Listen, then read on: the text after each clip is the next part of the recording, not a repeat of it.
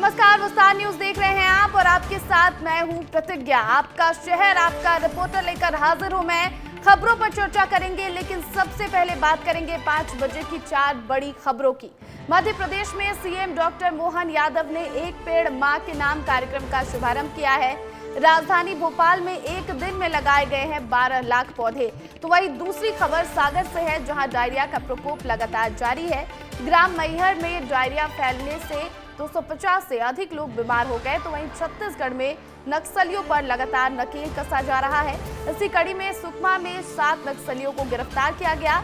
वहीं मध्य प्रदेश और छत्तीसगढ़ में लगातार बारिश हो रही है, जिसकी वजह से हर ओर पानी ही पानी नजर आ रहा है और अभी से ही कई जगहों पर बाढ़ जैसे हालात हो गए हैं। तो देखिए, शाम 5 बजे की ये 4 बड़ी खबरें। सबसे पहली खबर मध्य प्रदेश से है, जहां पर सीएम डॉक्टर मोहन यादव ने एक पेड़ मां के नाम कार्यक्रम का शुभारंभ किया। इन तस्वीरों के जरिए आप समझिए। और राजधानी भोपाल में एक दिन में 12 लाख पौधे लगाए गए।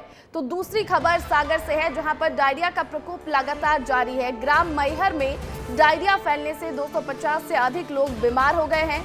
तो वहीं आपको बताएं कि छत्तीसगढ़ में नक्सलियों पर लगातार नकेल कसा जा रहा है और इसी कड़ी में आज सुकमा में 7 नक्सलियों को गिरफ्तार किया गया। तो वहीं मध्य प्रदेश और छत्तीसगढ़ में लगातार हो रही बारिश की वजह से हर ओर पानी ही पानी नजर आ रहा है और अभी से कई जगहों पर बाढ़ जैसे हालात हो गए हैं। तो वहीं छत्तीसगढ़ में इन दिनों रंगदारियों के रंग उड़ाने का काम एसीबी लगातार कर रही है। प्रदेश में एक नहीं 2 जगह रिश्वतखोरों पर कार्रवाई करते हुए उन्हें गिरफ्तार किया गया। कौन है ये रिश्वतखोर और क्या है पूरा मामला, इस रिपोर्ट में देखिए। छत्तीसगढ़ में इन दिनों एसीबी का लगातार एक्शन देखने को मिल रहा है। पहला मामला राजधानी रायपुर का है, जहां एक महिला थाना प्रभारी को एंटी करप्शन टीम ने रंगे हाथ रिश्वत लेते गिरफ्तार किया। बता दें कि दहेज प्रताड़ना मामले में महिला थाना प्रभारी वेदवती दरियों पकड़ी गई है। रायपुर महिला थाने की टीआई वेदवती दरियों को एसीबी ने 20,000 रुपए रिश्वत लेते रंगे हाथों गिरफ्तार किया। इतना ही नहीं, महिला थाना प्रभारी ने प्रीति बंजारे से पति के खिलाफ एफआईआर दर्ज करने के एवज में 50,000 रुपए की मांग भी की थी, जिसके बाद महिला के साथ 35,000 रुपए में सौदा हुआ। गिरफ्त में घूसखोर टीआई, थाना प्रभारी ने मांगी 50,000 रुपए की रिश्वत। दहेज प्रताड़ना की शिकायत के एवज में मांगी रिश्वत। 20,000 की रिश्वत लेते एसीबी ने किया गिरफ्तार। 35,000 में तय हुआ था सौदा। तो वहीं दूसरा मामला धमतरी का है, जहां नायब तहसीलदार क्षीर सागर बघेल को एंटी करप्शन ब्यूरो ने 50,000 की रिश्वत लेते रंगे हाथों गिरफ्तार किया।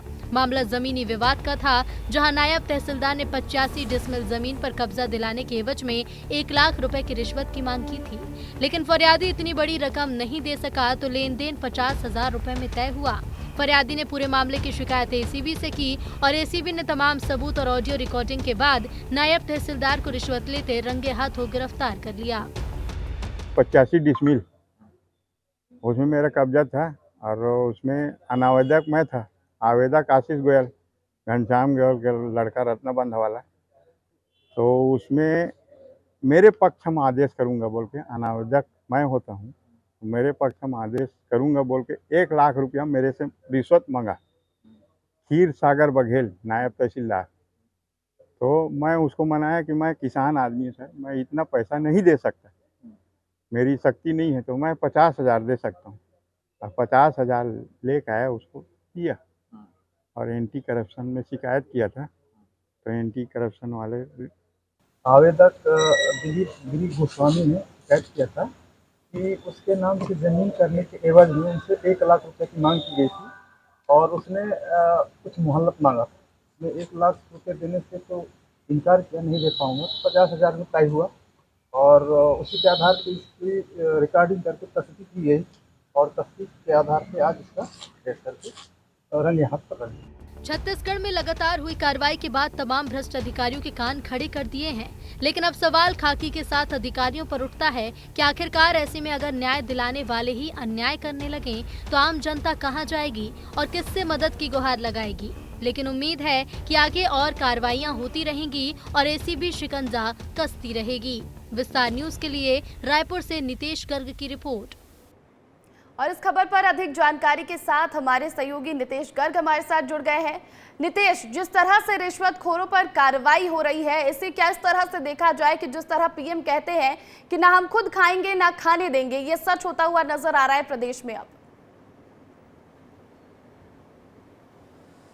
बिल्कुल प्रतिज्ञा, बात इस पर करेंगे, लेकिन सबसे पहले जो आपने रिपोर्ट दिखाई है उसकी थोड़ा सा और बारीकी बता देता हूं और समझा देना चाहता हूं। 2 मामले रायपुर में महिला थाना की टीआई और किस महिला से घूस ले रही थी? जो दहेज प्रताड़ना से ग्रसित है, जो पीड़ित है, जो शोषित है, जो वंचित है। सोचिए उसको। महिला थाना राजधानी में 32 थाने और 32 में एकमात्र थाना महिला थाना, और वहां पर ऐसी चीज हुई। दूसरी चीज, धमतरी में आप चले जाइए, नायब तहसीलदार 50,000 की रिश्वत ले रहा है, जिसको दंडाधिकारी की शक्ति दी गई है। किस मामले पर? अगर वित्तीय मामले हैं तो तहसील लेवल की जो शक्तियां हैं वित्तीय मामलों पर वो भी है। और दोनों ही अधिकारी किस तरह से पद का दुरुपयोग करते हुए नजर आए हैं, झकझोर दिया गया है। इन दोनों ही तस्वीरों ने विचलित कर दिया और हर व्यक्ति पूछ रहा है, सोच रहा है, समझ रहा है कि आखिरकार बताइए किस तरह के लोग सिस्टम में बैठे हुए हैं और किस तरह से खोखला कर रहे हैं। हर कोई ऐसा नहीं है, लेकिन सोचिए एक दहेज प्रताड़ना एक्ट जो कि सबसे संगीन अपराधों में से एक है, उसके लिए FIR नहीं दर्ज किया जा रहा था, 50,000 लिए गए।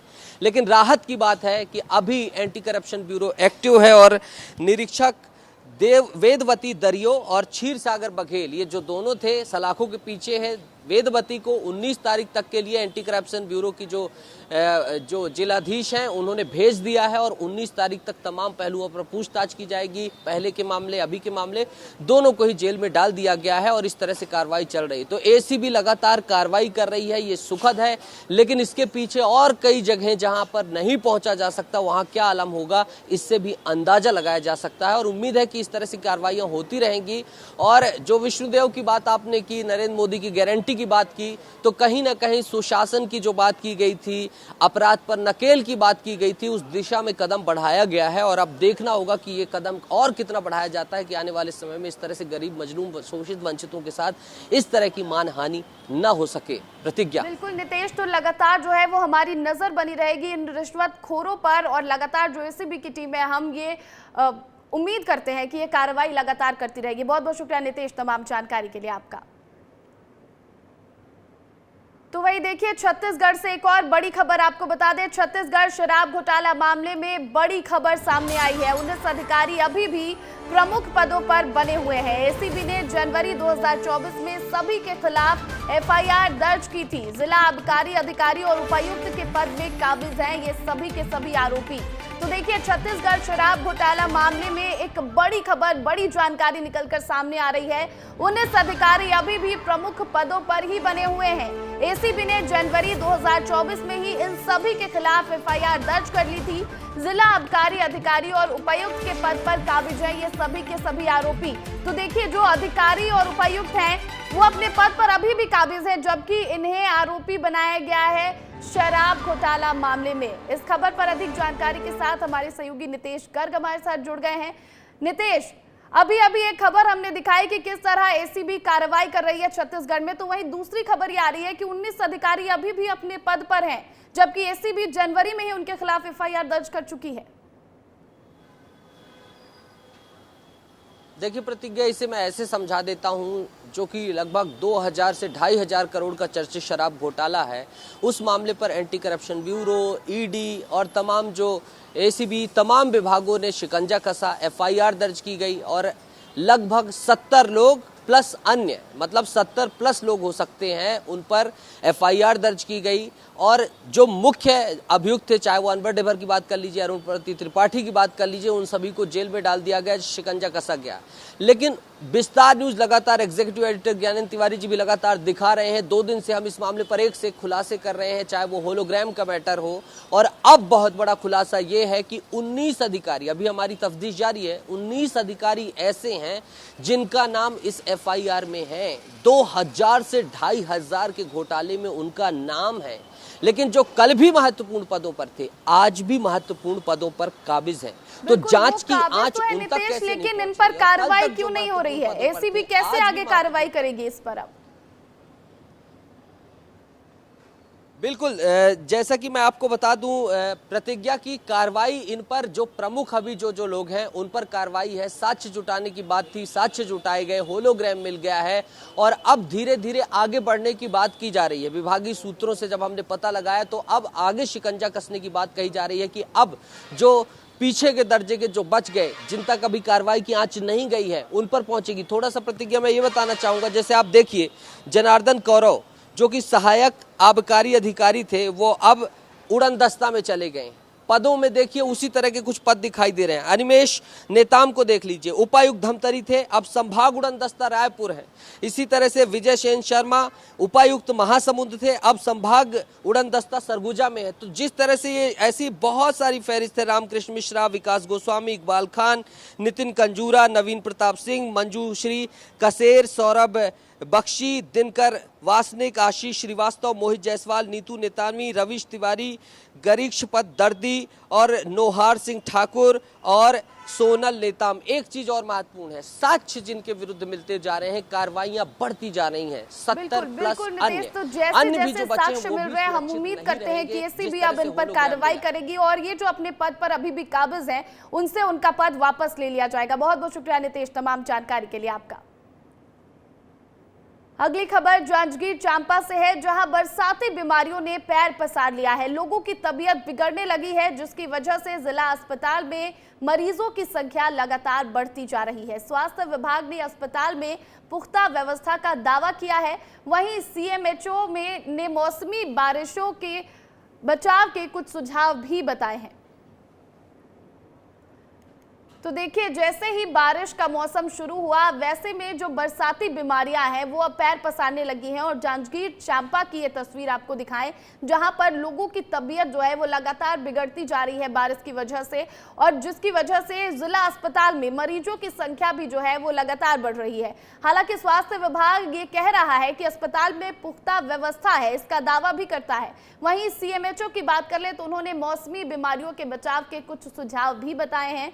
आपको सुनाएंगे कि क्या कुछ सुझाव उन्होंने दिए हैं, लेकिन आपको ये बताएं कि आपको सचेत रहने की जरूरत है।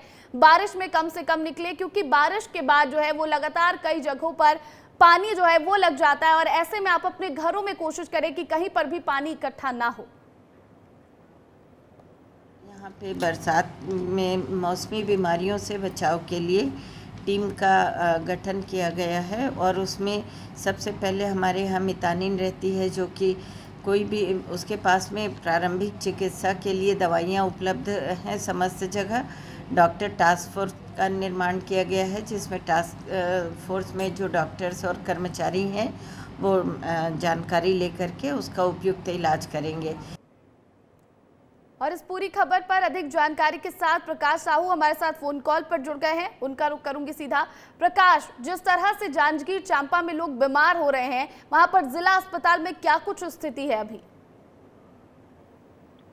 जी बिल्कुल, देखिए जांजगीर चांपा जिले में अब जैसे ही बरसात की स्थिति शुरू हुई है, इसके बाद जो है लोग बीमारी की चपेट में आ रहे हैं। और जो है स्वास्थ्य विभाग से हमने जब बात की, सीएमएचओ से, उनका कहना है कि इसके लिए उचित व्यवस्था की गई है और डॉक्टरों का टास्क फोर्स बनाया गया है, जो उचित जानकारी के बाद यहाँ पर जो है मरीजों का इलाज करेंगे। वहीं जो मितानिन है उनको जो प्रारंभिक दवाई है वो मुहैया कराई गई है और वो प्राथमिक तौर पे वो इलाज कर सकते हैं। फिलहाल अस्पताल की मैं बात करूँ तो जिला अस्पताल में व्यवस्था लचर है, क्योंकि हमने जब कल हॉस्पिटल का जायजा लिया तो वहाँ पर 100 बेड में कम से कम जो मरीज हैं उनकी संख्या ज्यादा थी और लगभग अधिक जो मरीज हैं वे एक बेड में डबल मरीज थे। तो कहीं न कहीं एक बड़ी चूक स्वास्थ्य विभाग की है। अभी बरसात का मौसम शुरू हुआ है तो लगातार जो मरीजों की संख्या बढ़ रही है। जी बिल्कुल, तो लगातार बारिश की वजह से मरीजों की संख्या बढ़ती जा रही है। ऐसे में जिला अस्पताल का जो हाल है वो बेहाल हो चुका है, जैसा हमारे संवाददाता बता रहे हैं। बहुत बहुत शुक्रिया आपका तमाम जानकारी के लिए। बलरामपुर जिले का बीजाकुरा गांव में 1992 में भूख से मौत की खबर ने देश के प्रधानमंत्री पीवी नरसिम्हा राव को यहां आने के लिए मजबूर कर दिया था। लेकिन आज इस गांव में बच्चों को स्कूल में दिए जाने वाले मिड डे मील में गड़बड़ी सामने आ रही है। चावल में घटिया किस्म का दाल मिलाकर खिचड़ी परोसी जा रही है। स्थानीय लोगों का कहना था कि यहां शिक्षा विभाग की जिम्मेदारी जिम्मेदार अफसर निगरानी के लिए नहीं आते हैं और यही वजह है कि मनमाने तरीके से बच्चों को ऐसा घटिया भोजन मिड डे मील के नाम पर परोसा जा रहा है। वहीं सहायिका का कहना है कि वो इसे लेकर अधिकारियों से शिकायत कर चुकी है।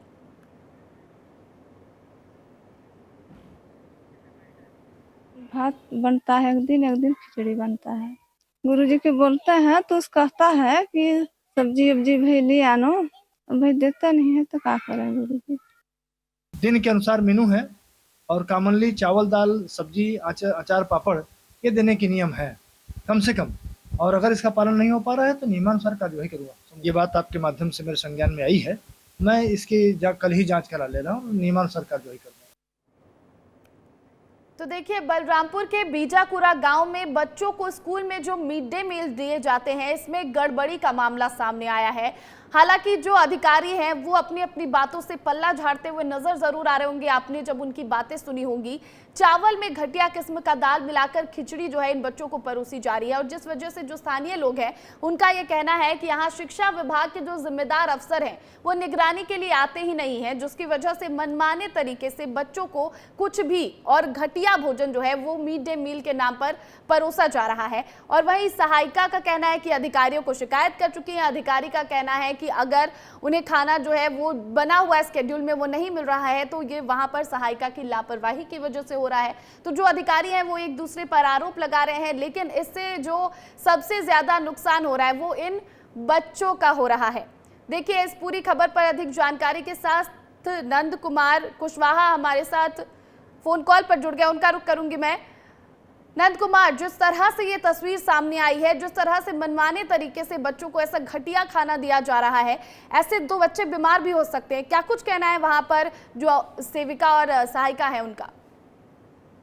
मैं इस मामले में जब वहाँ के रसोइया से बात किया और वहाँ के प्रधान पाठक से बात किया तो उनका सीधा कहना है कि मेरे को जो समूह महिला है उनके द्वारा मेरे राशन दिया ही नहीं गया है। दाल और सब्जी पर जाता है, एक हफ्ते लगातार ऐसा ही होता है, नहीं दिया जाने के कारण हम तो चावल में हल्दी मिलाकर।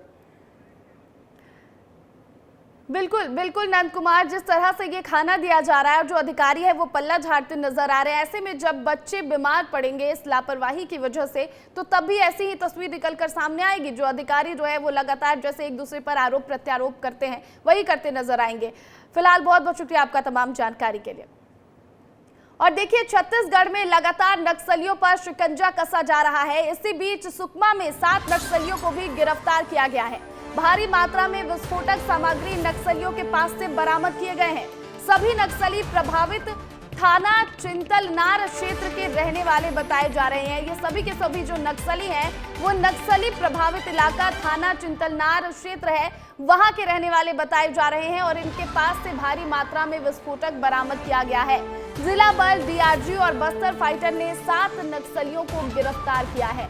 तो देखिए, छत्तीसगढ़ में लाल आतंक पर प्रहार लगातार जारी है। सुरक्षा बलों के जो जवान हैं वो लगातार नक्सलियों को गिरफ्तार कर रहे हैं। कई बार ऐसी मुठभेड़ भी होती है जहां पर नक्सलियों को मार गिराया जाता है। तो वहीं सरकार मुख्य धारा में वापस आने की अपील लगातार नक्सलियों से कर रही है। इसी बीच आज सुकमा में 7 नक्सलियों को गिरफ्तार किया गया। इनके पास से भारी मात्रा में विस्फोटक सामग्री बरामद भी किया गया और ये सभी के सभी नक्सली जो नक्सल प्रभावित क्षेत्र है थाना चिंतलनार क्षेत्र, वहां के रहने वाले बताए जा रहे हैं।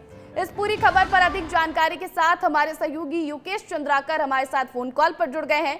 युकेश, जिस तरह से छत्तीसगढ़ में लाल आतंक पर प्रहार हो रहा है, बोला जाए कि सुकमा में जो ये कार्रवाई की गई है पुलिस की तरफ से, ये भी उससे ही जुड़ा एक मामला है। जी बिल्कुल, हमारे दर्शकों को एक बात और भी समझनी चाहिए कि जिस तरह से इन 7 माओवादियों को अभी गिरफ्तार किया गया, मानसून के दौरान अक्सर एंटी नक्सल ऑपरेशन में थोड़ी ढिलाई देखी जाती है, लेकिन इस बार सुकमा में जिस तरह से ये गिरफ्तारियां हुई हैं और बीते दिनों में नारायणपुर में जो बड़ी सफलता मिली थी, ये मानसून में भी ये एंटी नक्सल ऑपरेशन में देखी जा रही है, एक ही बात। लेकिन जहाँ पर इन 7 को जो गिरफ्तार किया गया और उनके कब्जे से टिफिन बम, बीटीएस जो देसी सेल है उन्हें बरामद किया गया है। इसके साथ बारूद, इंजेक्शन सीरीज और साथ ही साथ जो है डेटोनेटर और सारी बातें बरामद किए गए हैं। कहीं ना कहीं एक तरह माओवादियों पर जो शिकंजा कसा जा रहा है उसे देखते हुए बिल्कुल मानसून के बिल्कुल दौरान योगेश, जिस तो जो कार्रवाई नक्सलवाद है उस पर शिकंजा कसती नजर आ रही है जो प्रशासन है और पुलिस है, और इसी कड़ी में ये कार्रवाई यहाँ पर की गई है। बहुत बहुत शुक्रिया योगेश तमाम जानकारी के लिए आपका। और अगली खबर मरवाही से है, जहां जहरीला मशरूम खाने से एक ही परिवार के 8 लोग गंभीर रूप से बीमार हो गए और एक 2 साल की मासूम की इस हादसे में मौत हो गई है। नवाटोला निवासी अशोक चंद्रा अपने परिवार के लिए जंगल से मशरूम लाए थे, जिसे खाने के बाद परिवार के सभी सदस्य की तबीयत बिगड़ गई, जिसमें एक 2 साल की बच्ची भी शामिल थी जिसकी मौत हो गई है। बाकी सभी बीमार सदस्यों की हालत खतरे से बाहर बताई जा रही है। अब पुलिस इस पूरे मामले की जांच कर रही है। और इस खबर पर अधिक जानकारी के साथ संदीप अग्रवाल हमारे साथ फोन कॉल पर जुड़ गए हैं। संदीप, जंगल से जिस तरह से मशरूम लाकर खाया था इस परिवार ने, इस पर आगे क्या कुछ कहना है डॉक्टर्स का कि किस वजह से जो है इन लोगों की जो है वो तबीयत बिगड़ गई, एक बच्ची की मौत भी हो गई है? जी, जो परिजनों ने, बच्ची के परिजनों ने डॉक्टर को बताया था कि वो मशरूम खाने से मतलब कि इस तरह के हालात पैदा हुए हैं, तो डॉक्टर को वो मानना है कि जब वो मशरूम जहरीला था इसलिए बच्ची के हालात इस तरह हुए और इस तरह की मतलब कैजुअलिटी हुई है। आपको मैं बता दूं कि यह पूरा थाना मरवाही थाना क्षेत्र के नवाटोला गांव का है, जहां के रहने वाले अशोक चंद्रा कल शाम को जंगल जाकर अपने परिवार के लिए मशरूम लाए थे और परिवार के साथ बैठकर खाए, जिसके बाद बच्ची की तबीयत मतलब परिवार के सभी सदस्यों की तबीयत बिगड़ने लगी, लेकिन बच्ची की तबीयत, जो कि बच्ची 2 साल की थी, उसकी तबीयत ज्यादा खराब होने के कारण तो ये संदीप जानकारी दे रहे हैं कि किस तरह जंगल से जाकर और वो मशरूम लेकर आए थे और लापरवाही बरती यहाँ पर परिवार ने और उन्होंने इस मशरूम को खा लिया और जिसकी वजह से उन्हें एक 2 साल की बच्ची अपने परिवार में जो है उन्हें गंवानी पड़ी। इस वक्त आपको भोपाल से खबर बता दें, सबसे पहले भोपाल में कांग्रेस कार्यालय में कांग्रेस की बड़ी बैठक लगातार जारी है। ये बैठक 2 दिन तक चलने वाली है और आज प्रदेश के कांग्रेस विधायकों और 2023 के विधानसभा चुनाव में हारे हुए उम्मीदवारों से चर्चा जारी है। वहीं 7 जुलाई को चुनाव समिति के सदस्यों से रूबरू होंगे। पार्टी को मजबूत करने और आगामी आंदोलन को लेकर रणनीति बनाई जा रही है और इस दौरान प्रदेश प्रभारी महासचिव भंवर जितेंद्र सिंह और प्रदेश कांग्रेस अध्यक्ष जीतू पटवारी भी बैठक में मौजूद है।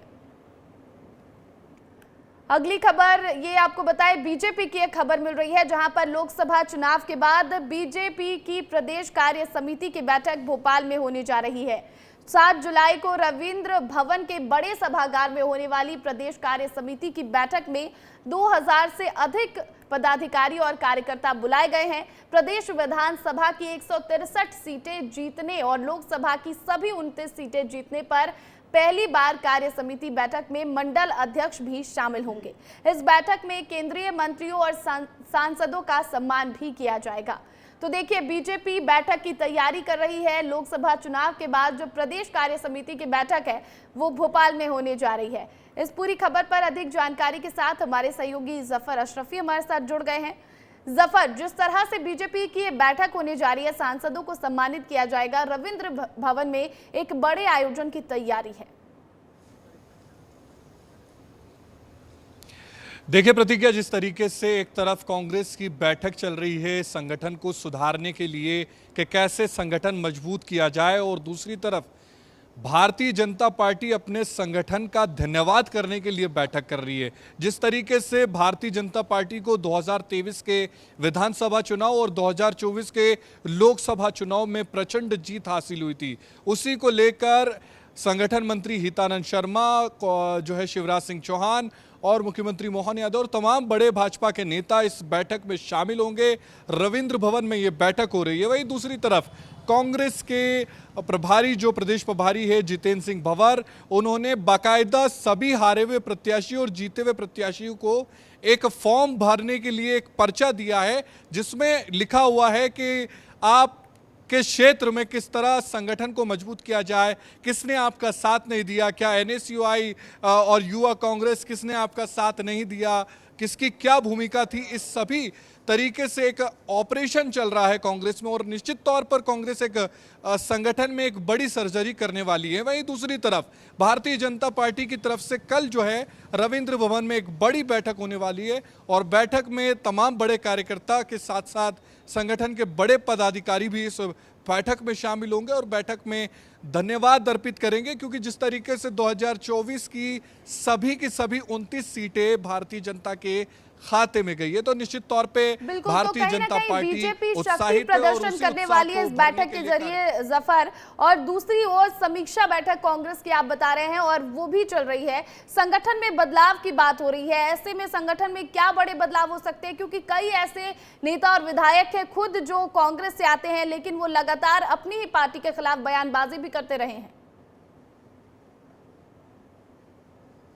देखिए प्रतिज्ञा, जिस तरीके से अब जो फॉर्म हमने देखा है और उस फॉर्म में साफ तौर से ये नजर आ रहा है कि नीचे स्तर का यानी कि सेक्टर, मंडल, ब्लॉक और जिला अध्यक्ष से लेकर सभी पदों को लेकर कांग्रेस के जितेंद्र सिंह भंवर ने पूछा है प्रत्याशियों से। उन्होंने पूछा है कि क्या आपका संगठन में इन लोगों ने साथ दिया है या नहीं दिया है। तो मतलब कहीं ना कहीं एक बड़ा सवाल है। और दूसरी तरफ अगर प्रदेश अध्यक्ष की बात की जाए तो प्रदेश अध्यक्ष भी इस बैठक में शामिल हैं, तो कहीं ना कहीं संगठन में बड़ी सर्जरी होने के संकेत है। और ये खुद उन्होंने हमसे विस्तार न्यूज़ से बात करते हुए इस बैठक के बाद, ये तो बैठक के बाद तस्वीरें साफ हो पाएंगी। फिलहाल बहुत बहुत शुक्रिया आपका जफर तमाम जानकारी के लिए।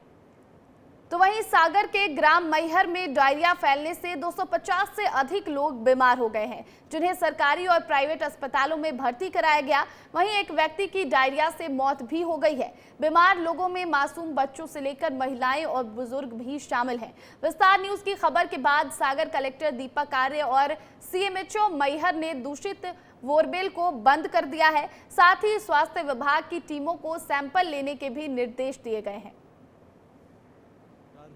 यहाँ पर सरपंच के साथ में और सरपंच को बताया गया है कि जो बोर जिसके आसपास से जिससे पानी लिया जा रहा है वहाँ पर लोग प्रभावित हो रहे हैं और बीमार हो रहे हैं, तो उसको 7 दिन के लिए बंद किया गया। पानी के दूसरे सोर्सेज जो गाँव में हैं उन स्रोतों का उपयोग पानी के लिए किया जाएगा। बाकी सीएमएचओ स्टेशन में लगातार एसडीएम भी यहीं पर रहेंगे और साथ में बाकी जगहों से टीम बुला करके सर्वे करवाया जा रहा है। जो भी बच्चे बीमार हैं उनका तत्काल इलाज उनको मुहैया कराया जा रहा है। 2 एम्बुलेंस भी यहाँ पर स्थापित स्टेबल की गई हैं। जब भी आवश्यकता पड़ेगी तो बच्चों को भेजा जाएगा और प्राथमिक उपचार सभी को यहाँ पर दिया जा रहा है। मैहर उल्टी दस्त के शिकार। पर अधिक जानकारी के साथ परशुराम साहू हमारे साथ फोन कॉल पर जुड़ गए हैं, उनका रुख करूंगी मैं। परशुराम, जिस तरह से डायरिया फैला है, 250 से ज्यादा लोग बीमार हैं, आगे क्या कुछ कार्रवाई करने वाली है प्रशासन?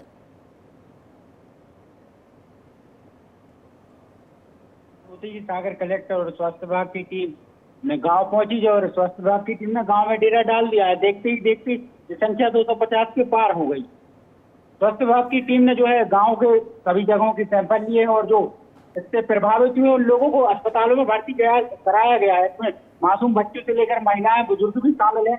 लगातार स्वास्थ्य विभाग की टीम में मॉनिटरिंग कर रही है और उनके स्वास्थ्य का ध्यान रख रही है। बिल्कुल परशुराम, तो लगातार जो है वो लोग बीमार हो रहे हैं, डायरिया की चपेट में आ रहे हैं। ऐसे में अब जो पानी के सैंपल हैं उसके भी लेने के निर्देश दिए गए हैं और जांच भी करने को कहा गया है। बहुत बहुत शुक्रिया परशुराम तमाम जानकारी के लिए। अगली खबर उमरिया से है, जहां सीएम हेल्पलाइन पर शिकायत से भड़के हैं मानपुर के नायब तहसीलदार और उन्होंने खुलेआम किसान के साथ अभद्रता की।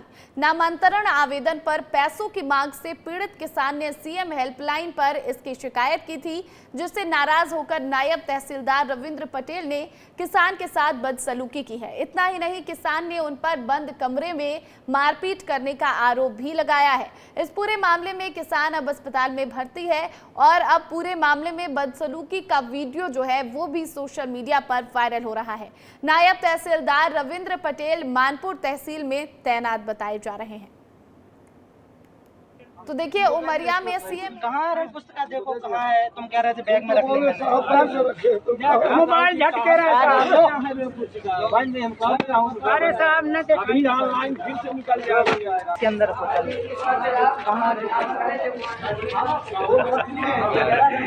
क्या घटना हुई आपके साथ तहसील में?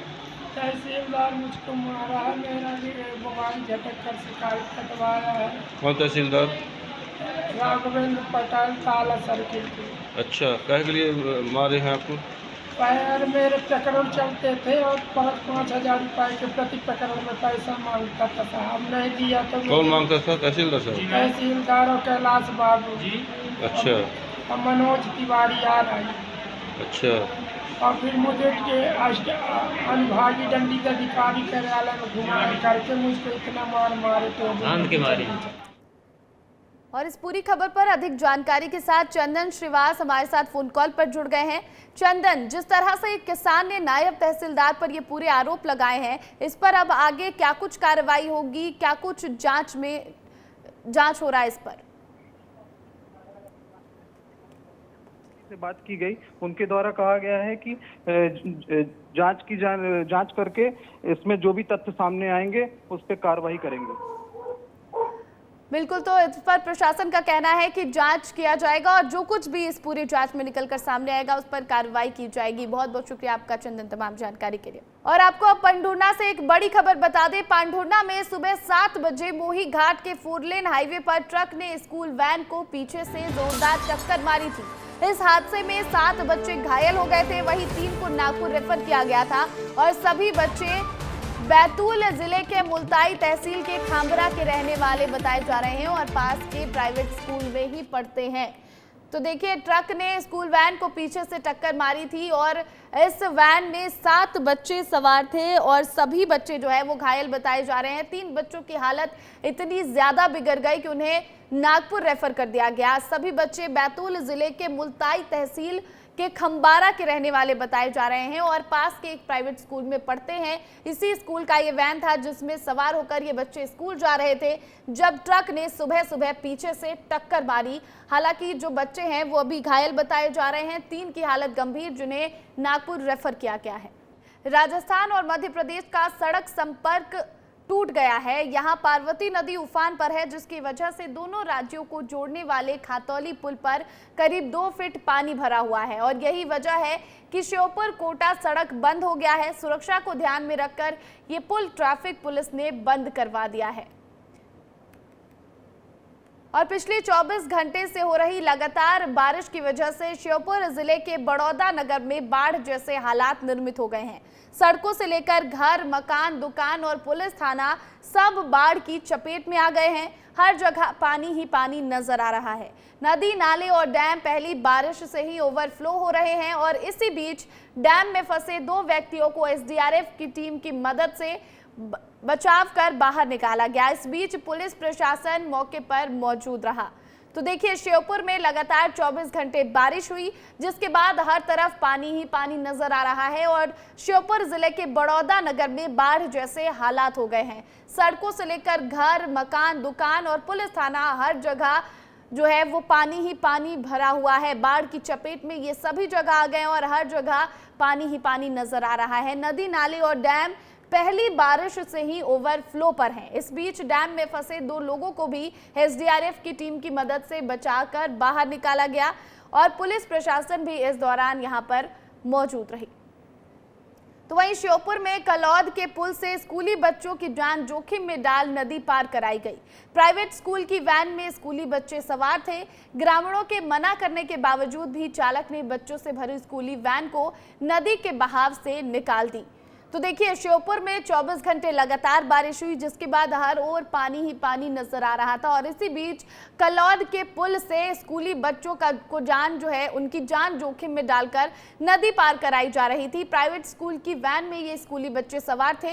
हालांकि जो आसपास के ग्रामीण हैं उन्होंने मना किया, बहुत समझाया, बावजूद इसके चालक ने बच्चों से भरी स्कूली वैन जो है वो नदी के बहाव से बाहर निकाली है। इस खबर पर अधिक जानकारी के साथ हेम कुमार हमारे साथ फोन कॉल पर जुड़ गए हैं।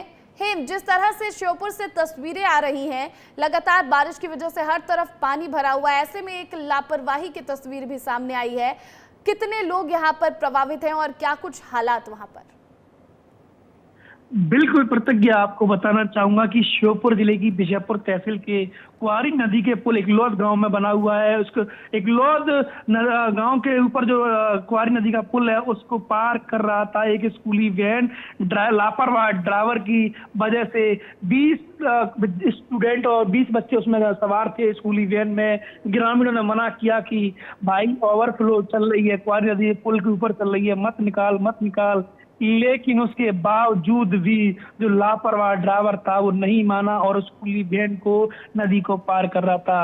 अगर इसमें कुछ हादसा हो जाता तो आखिर जिम्मेदार कौन होता? वहां मौके पर मौजूद कोटवार भी था, लेकिन कोटवार की भी समझाइश के बाद लापरवाह ड्राइवर नहीं माना। ग्रामीणों ने बार बार समझाइश दी, उसके बाद भी लापरवाह ड्राइवर था वो नहीं माना और आखिरकार नदी को पार कर ही ले गया। देखिए श्योपुर में लगातार जो है वो बारिश हुई 24 घंटे, जिसके बाद ऐसे हालात हो गए, हर तरफ पानी ही पानी नजर आ रहा है और ऐसे में लापरवाही की एक तस्वीर भी निकलकर सामने आई है। बहुत बहुत शुक्रिया हेम तमाम जानकारी के लिए आपका। तो देखिए, ग्वालियर सहित देश भर में हो रही बारिश के कारण जहां गली मोहल्लों के नाले नालियां ओवरफ्लो हो रहे हैं, तो देश के बड़े बड़े हवाई अड्डों का भी हाल बेहाल है। दिल्ली जबलपुर के बाद ग्वालियर एयरपोर्ट पर बारिश के बाद जल भराव की स्थिति और एयरपोर्ट की सीलिंग से पानी टपकने के सवाल पर मंत्री ज्योतिरादित्य सिंधिया ने कहा कि स्थिति पर पूरी तरह से नियंत्रण है। सीलिंग से पानी टपकने के कारण पानी नहीं भरा है, केवल नाले के कारण ये दिक्कत हुई है। जहाँ तक दिल्ली का एयरपोर्ट का सवाल है, अब वो वास्तविकता ये है कि वो विभाग आज मेरे साथ नहीं है, लेकिन मैंने सदैव ये माना है, चाहे वो विभाग हो, दूरसंचार विभाग हो, उत्तर पूर्वी क्षेत्र का विभाग हो, इस्पात विभाग हो, जो भी विभाग हो, कि हमारे उपभोक्ता के साथ अगर कोई भी नाइंसाफ़ी हो और ख़ास करके इसमें तो कोई कमी बर्दाश्त नहीं की जानी चाहिए किसी भी विषय में। तो वहीं मुरैना में बारिश ने ग्रामीणों की मुश्किलें बढ़ा दी हैं। कैलारस सोन नदी में पानी पुल के ऊपर तक भर गया है, जिसकी वजह से 25 गांवों का संपर्क टूट गया। पानी का स्तर लगभग 3 फुट ऊपर तक पहुंच चुका है। जान जोखिम में डालकर पुल पार करने को मजबूर हैं जो राहगीर हैं। अब तक शासन प्रशासन बेखबर है और उन्होंने कोई सख्त कदम इस पर नहीं उठाया है। तो देखिए, आपको ये तस्वीर मुरैना से दिखा दें, जहां पर बारिश ने ग्रामीणों की जो है वो मुश्किलें बढ़ा दी हैं। कैलारस सोन नदी में पानी पुल के ऊपर तक भर गया है और इस वजह से जो 25 गांव हैं उनका संपर्क टूट गया है, लेकिन शासन प्रशासन अभी भी बेखबर है। इस खबर पर अधिक जानकारी के साथ अनिल गौर हमारे साथ लाइव जुड़ गए हैं, उनका रुख करूंगी मैं। अनिल, क्या कुछ तस्वीरें हैं, क्योंकि बारिश के बाद जो है वो लगातार हर ओर पानी ही पानी नजर आ रहा है, ऐसे में शासन प्रशासन अब तक बेखबर क्यों है? बिल्कुल, देखिए आपने सही कहा, क्योंकि ग्वालियर चंबल अंचल पूरी तरह से जलमग्न हो चुका है और पिछले 12 घंटे से लगातार यहाँ पर मूसलाधार बारिश हो रही है। यही कारण है कि ग्वालियर के साथ साथ श्योपुर जिला है, मुरैना जिला है, भिंड जिला है, यहाँ पर लगातार बारिश हो रही है और इसके कारण जो तस्वीरें आ रही हैं वो हैरान करने वाली हैं। और सबसे पहले ग्वालियर की बात कर लेते हो कि ग्वालियर की कई ऐसी कॉलोनियाँ हैं, चौराहे हैं, जहाँ पर जल भराव की स्थिति है। हालात ये है कि लोग घरों में कैद हैं, वह घर से नहीं निकल पा रहे हैं। इसके साथ ही जहां पर मैं खड़ा हूं, आप पीछे मेरे देख रहे होंगे कि जहां पूरी सड़क जलमग्न है और ये ग्वालियर शहर का पॉश इलाका कहा जाता है, जहां पर वीवीआईपी लोग रहते हैं। लेकिन हालात ये है कि यहाँ पर जल भरा हुआ है, लोगों को काफी परेशानी हो रही है। इसके साथ ही श्योपुर की बात करें तो श्योपुर में बाढ़ जैसे हालात हो गए हैं पहली बारिश में। अनिल, आप जो बात अभी कह रहे थे कि आपके पीछे जो विजुअल है, जो तस्वीरें हैं, पानी ही पानी नजर आ रहा है, आप हमारे दर्शकों को भी वो तस्वीरें दिखाइए और दिखाइए कि किस तरह जो गाड़ियां हैं वो इस पानी में क्रॉस कर रही हैं, कैसे गुजर रही हैं इस पानी से। बिल्कुल, देखिए आप देख सकते हैं कि तस्वीरों से आप समझ भी सकते हैं, जो हमारे दर्शक है वो आप देखिए कि हालात क्या है ग्वालियर के। ये शहर की सबसे वीवीआईपी कॉलोनी है जहां पर वीवीआईपी लोग रहते हैं, लेकिन हालात इस रोड के ऐसे हैं कि शायद ऐसा लगता है कि कहीं ये गांव की सड़क है। आज बारिश हुई और बारिश के बाद यहाँ पर जल भराव की स्थिति है और लोगों का निकलना मुश्किल हो गया है। स्थिति है कि यहाँ पर गड्ढे भी हो गए हैं। आप देख सकते हैं कि यहाँ पर पानी है। अकेली ये कॉलोनी नहीं है, इसके अलावा दर्जनों भर ऐसी कॉलोनी है जहाँ पर पूरी तरह से लबालब पानी कॉलोनियों में भरा हुआ है। लोग छतों पर है, इंतजार कर रहे हैं कि कब पानी कम हो और कब बारिश का जो प्रॉब्लम है वो कम हो। कुछ लोग भी हमारे साथ स्थानीय मौजूद हैं। सर, किस तरह की प्रॉब्लम आ रही है बारिश? ये यहाँ पे हमेशा ही पानी भरा रहता है, जब भी उगल बरसात होगी या पानी ऐसे ही भरा रहेगा। तो क्या लगता है कि जिस तरीके से हालात पूरे हर साल जब बारिश होती है तब बनते हैं, लेकिन प्रशासन इस पर कोई कार्रवाई नहीं होती इस पर, ऐसा ही पानी भरा रहता है। हर बार कहा जाता है होगा, ठीक होगा। अभी पार्षद महोदय भी खड़ी हुई है वहाँ पे, लेकिन कुछ भी नहीं होता। बिल्कुल, बहुत आप देख सकते हैं कि लोगों को सबसे ज़्यादा प्रॉब्लम है, क्योंकि यहाँ पर निकलते हैं, गुजरते हैं, उनसे बात कर लेते हैं और आप देख सकते हैं कि जिस तरीके से जो हालात हैं, साफ तौर पर ये वीवीआईपी रोड कहीं जाती है। बिल्कुल अनिल, आप जो तस्वीरें दिखा रहे हैं बिल्कुल हम समझ पा रहे हैं और हमारे दर्शक भी जरूर समझ पा रहे होंगे कि पहली बारिश में ही जब अभी बरसात जो है वो शुरू हुई है, तो ऐसे में प्रदेश भर से ऐसी तस्वीरें निकलकर सामने आ रही हैं और लोगों को खासा परेशानी हो रही है। वीवीआईपी इलाके का यह हाल है, तो सोचिए जो आउटर इलाके हैं वहां पर क्या कुछ हालात होंगे। बहुत बहुत शुक्रिया अनिल तमाम जानकारी के लिए। और इसी के साथ फिलहाल इस बुलेटिन में इतना ही। मुझे दीजिए इजाजत और आप बने रहिए विस्तार न्यूज के साथ, क्योंकि यहाँ खबरें लगातार जारी हैं।